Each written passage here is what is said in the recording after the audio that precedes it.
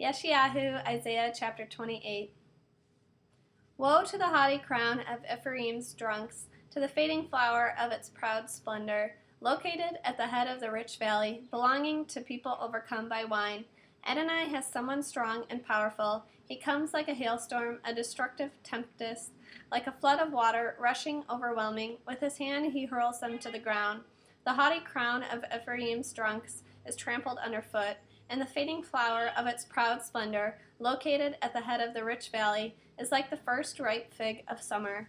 Whoever sees it picks it and eats it. On that day, Adonai Zavaot will be a glorious crown, a brilliant diadem for the remnant of his people. He will also be a spirit of justice, for whoever sits as a judge, and a source of strength for those repelling enemy attacks at the gate. But there are others reeling from wine, staggering about because of strong liquor. Kohen and prophet reel from strong liquor. They are confused by wine, led astray by strong liquor. They err in their visions and stumble when judging. All tables are covered with vomit and feces. Not a single place is clean. Can no one be taught anything? Can no one understand the message? Must one teach barely weaned toddlers, babies just taken from the breast, so that one has to use nursery rhymes? Sav la sav la sav, kav la kav, sir sham, precept by precept, precept by precept, line by line, a little here, a little there. So with stammering lips and a foreign accent, Adonai will speak to this people. He once told this people, it's time to rest. The exhausted can rest. Now you can relax. But they won't listen. So now the word of Adonai for them comes precept by precept, precept by precept, line by line, a little here, a little there. So that when they walk, they stumble backward, and are broken, trapped, and captured. So listen to the word of Adonai, you scoffers, composing taunts for this people in Yerushalayim. Because you said, we made a covenant with death, we made a contract with Sheol. When the raging flood passes through, it will not touch us.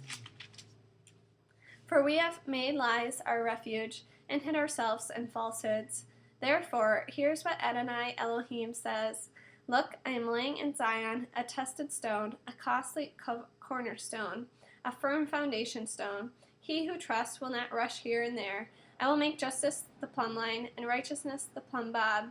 Hail will sweep away the refuge of lies. Water will overflow the hiding place. Your covenant with death will be annulled, and your contract with Sheol will not stand. When the raging flood passes through, you will be trampled down by it. As often as it passes through, it will take you, for it will pass through every morning, day after day, night after night. Understanding the message will be sheer terror. For as the saying goes, the bed is too short for a person to stretch, and the blanket too narrow to protect him from the cold, even if he crams himself in. For Adonai will arise as at Mount Perazim. The storm will rage as in the Givon valley. So he can do his deed, his strange deed, and perform his task, his alien task. Therefore now stop your scoffing, or your bonds will be further tightened. For I have heard from Adonai Elohim Zavaot that destruction is decreed for the whole land. Listen and hear my voice. Pay attention and hear what I say. Does the farmer sowing keep plowing forever? Does he never stop breaking up and harrowing his land? No. When he finishes leveling it, he scatters his dill seed, sows his cumin, puts wheat in rows, barley where it belongs, and plants buckwheat around the edges, because his God has taught him this, has given him instruction. Dill must not be a threshold with a sledge, or cartwheels driven over cumin.